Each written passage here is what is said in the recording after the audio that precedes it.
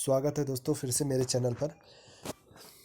तो जैसे कि आपने थंबनेल देख लिया होगा, तो दोस्तों मैं एक बार डायरेक्ट कहना चाहता हूँ। आप लोग सोचते होंगे मैं व्यूज़ के लिए कर रहा हूँ। हाँ, मैं व्यूज़ के लिए कर रहा हूँ, लेकिन आप लोगों को सही जानकारी भी देना चाहता हूँ। अगर आप नॉर्थ ईस्ट से हो तो, स्पेशली आप नॉर्थ ईस्ट से हो तो, अगर कहीं के भी हो कोई मैटर नहीं करता, लेकिन स्पेशली नॉर्थ ईस्ट के हो तो मैंने जैसे थंबनेल में देखा है, मैंने 70+ कैसे स्कोर किया है यहाँ पे एस बी आई क्लर्क में। तो आपको करना क्या है, जैसे मैं स्ट्रैटेजी, सिंपल स्ट्रैटेजी बताऊं आपको। तो जैसे लोग कहते हैं ना, हर यूट्यूब चैनल पे आप एक चीज़ देखते होंगे हर यूट्यूब चैनल पर कि मॉक टेस्ट दो। आप सब यकीन नहीं करेंगे, मैं मॉक टेस्ट नहीं देता हूँ। यकीन नहीं हो रहा है ना, मैं मॉक टेस्ट नहीं देता हूँ दोस्तों। इंग्लिश के लिए आप जानते होंगे, नॉर्थ ईस्ट कैंडिडेट इंग्लिश मतलब नॉर्मली हम लोग का कितना होता है, 10 से 15, कभी 20 आ जाता है, अपने आप आ जाता है बिना कुछ किए। आपको पता होगा, अगर आप एक्सपीरियंस कैंडिडेट हो तो आप एग्री करेंगे मेरे से कि भले ही हम लोग को पता नहीं रहता है, हम लोग न्यूज़पेपर रीडिंग नहीं करते हैं। हर जगह आप यूट्यूब चैनल पे देखेंगे कि न्यूज़पेपर रीडिंग करो, ये करो, वो करो। ठीक है, वो मैं मानता हूँ, रीडिंग ज़रूरी है, मैं मानता हूँ। लेकिन मैं नॉर्थ ईस्ट अगर आप नॉर्थ ईस्ट के कैंडिडेट हो तो मैं ये जानता हूँ कि आप सब एग्ज़ाम दिए होंगे। और स्पेशली नॉर्थ ईस्ट के कैंडिडेट क्या करते हैं, वो रीडिंग वूडिंग नहीं मारते, बस चले जाते हैं एग्ज़ाम देने। और मैक्सिमम कैंडिडेट मैंने देखा है 20+ स्कोर कर लेते हैं, और 15 तो नॉर्मली आ ही जाता है प्रीलिम्स में। मेंस का पता नहीं, लेकिन प्रीलिम्स में आपका जैसे भी आउट ऑफ 30 मैक्सिमम मैंने देखा है 17-18। मैंने भी स्कोर किया है, हमेशा स्कोर करता हूँ।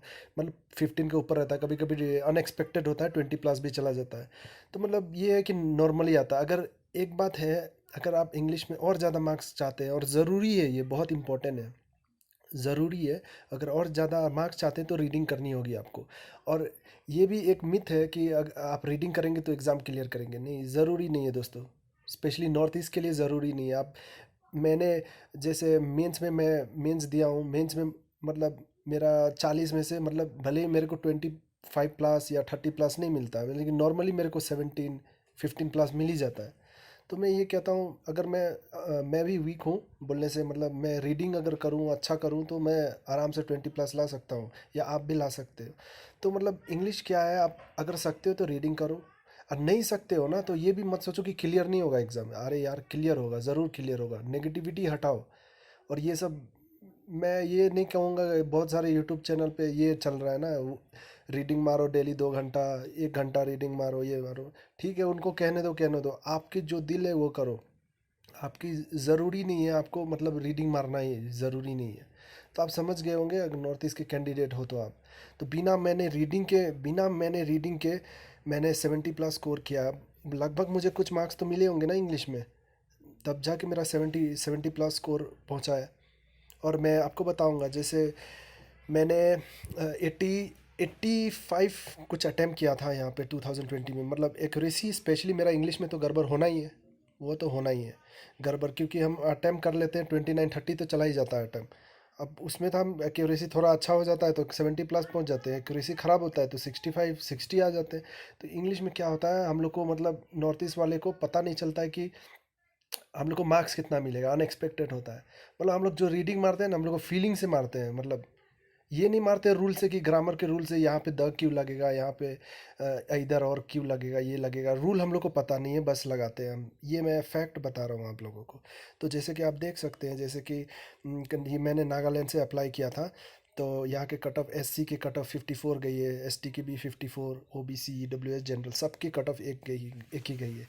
तो कट ऑफ नागालैंड की अक्सर मैंने देखी है, मतलब कम रहती है। मतलब नागालैंड का एज़ कम्पेयर टू जैसे मेघालय मेघालय में भी चली जाती है, कभी 50-60+ भी चली जाती है। लेकिन मैं ये नागालैंड का बोल रहा हूँ आपको। 2020 में गया है 54, 2019 में शायद गया था 50 कुछ गया था। तो मतलब ये है। और 2019 में याद रखना, मैं मतलब 18, 19, 20 का कट ऑफ बता रहा हूँ। 18 में गया था 57, मुझे याद है, 100% 57 गया था। और 19 में गया था आपका, 19 में आपका गया था 50, 52 कुछ गया था, 52। और आपका 20 में क्या है आपका 54। तो लगभग कट ऑफ इतनी रहती है। अगर आप नागालैंड से अप्लाई करना चाहते हैं, जनरल कैंडिडेट हो तो नागालैंड से अप्लाई कर दो, कोई बात नहीं। तो मैंने आपको कुछ इंग्लिश की स्ट्रेटजी बताई कि इंग्लिश के मैंने क्या किया हूँ। और मैथ्स रीजनिंग के लिए मैं जैसे मैथ्स रीजनिंग के लिए आपको एक बात बताऊँ तो अड्डा होता है ना, अड्डा डेली क्विजेज आती है, बस वो लेके प्रैक्टिस करते रहो, सबमिट कर।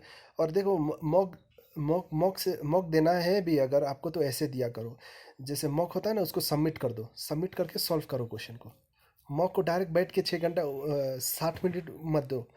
ज़रूरी नहीं है यार ये सब, मतलब ये सब मिथ है जो आप बैठ के मॉक दोगे तो यही सब मैं नहीं मानता यार। मैं बहुत सारे एग्ज़ाम दे चुका हूँ, 50-60 एग्ज़ाम दे चुका हूँ, तो मैं आपको अपने एक्सपीरियंस से बता रहा हूँ। मतलब आपको दिल है, अगर टाइम है तो आप 60 मिनट आप लड़ाई कर सकते हो, 60 मिनट आप दे सकते हो, बैठ के दो, कोई बात नहीं।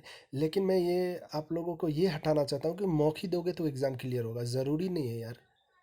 तो मतलब मैथ्स और रीजनिंग के लिए आप वो अड्डा का उठाओ उसका। देखो पहला बात, एक बात याद रखना, अड्डा अड्डा में क्या है आपका, बहुत सारे वो मिल जाएंगे, रीजनिंग के बहुत सारे क्विजेस मिल जाएंगे। उठाओ, करते रहो, बैक जाके करते रहो, जितना सकते हो करो, करो। आंसर ना मिले, आंसर देख के करो, लेकिन करो। फिर मैथ्स का भी यही करो, आपका हो जाएगा। अगर देखिए मैं मैथ्स के लिए अगर इंडिविजुअली अब मैं बोलूँगा तो जैसे सिंप्लीफिकेशन पे ध्यान दो, सिंप्लीफिकेशन का ठीक से मतलब प्रैक्टिस कर दो ठीक से जितने सकते हो। और सिंप्लीफिकेशन हो गया, आपका क्वाड्रेटिक हो गया, क्वाड्रेटिक अच्छे से कर दो। नंबर सीरीज हो गया, अच्छा से कर दो। हो गया। और डी आई अच्छे से कर दो। और एक बात याद रखना, लोग क्या कहते हैं, मिसलिनियस। देखो नॉर्थ ईस्ट में हो ना, मिसलिनियस की टेंशन ना लो। तो क्या होता है ना, मिसलिनियस अगर एक भी नहीं करोगे ना, 100% तुम्हारा सिलेक्शन होगा। 100% मैं गारंटी देता हूँ आपका सिलेक्शन होगा। मेरा इस बार R R B P O में हो गया था सिलेक्शन ऑलमोस्ट। मतलब मेरा इंटरव्यू ख़राब चला गया था, नहीं तो मेरा हो जाता था। तो मैंने कभी जैसे मिसलिनियस किया नहीं हूँ, मैं भी इतना मतलब ब्रिलियंट स्टूडेंट नहीं हूँ या कैंडिडेट नहीं हूँ जो मैं स्कोर कर लेता हूँ। मतलब नॉर्थ ईस्ट आप समझ सकते हो कैसे होते हैं। तो मतलब ये ज़रूरी नहीं है कि वीक होते हैं और अच्छे से अच्छे कैंडिडेट होते हैं, तो मैं एक एवरेज लेवल पे बता रहा हूँ आपको, ठीक है। तो आप सब डिमोटिवेट ना होए, मोटिवेटेड रहें। और मॉक की टेंशन ना लो आप। देखो बहुत सारे बोलेंगे, आप जो मॉक उठाना है उठा लो, लेकिन मेरे हिसाब से जैसे अड्डा अड्डा मैं बहुत साल से फॉलो कर रहा हूँ, 2-3 साल से फॉलो कर रहा हूँ, और मेंस तक पहुँचा हूँ, मेंस भी क्लियर किया हूँ। तो मैं आपको ये बात बता देता हूँ, अगर आपको स्कोर कार्ड देखनी हो मैं ज़रूर दिखा दूंगा मेंस का भी आप लोगों को। तो आप सब मतलब कॉन्फिडेंट रहें। और नॉर्थ ईस्ट में अगर आप अप्लाई कर रहे हैं, नागालैंड से करिए, कोई बात नहीं, नागालैंड से करिए, मेघालय से करिए, और टेंशन मत लीजिए, एकदम डेडिकेशन से प्रैक्टिस करते रहिए। कोई प्रॉब्लम हो आपको मेरे को कमेंट करिए, मैं आपको 100% गाइड करूँगा यार, 100% मैं गाइड करूँगा आपको। मैं देखो अलग अलग हिसाब से नहीं देखता हूँ, मैं नॉर्थ ईस्ट के हिसाब से देखता हूँ। तो आप सब अच्छे से पढ़ाई करें, और कोई भी प्रॉब्लम हो हमें कमेंट करके ज़रूर बताएं। मतलब मैं ये देखिए, मैं डिसाइड करके ये बात नहीं बोल रहा हूँ, डायरेक्ट जो दिल से निकल रहा है मैं बात कर रहा हूँ आप लोगों से। तो कुछ गलती हो गई हो तो सॉरी, और कुछ इम्प्रूवमेंट चाहिए तो ज़रूर बताना मुझे।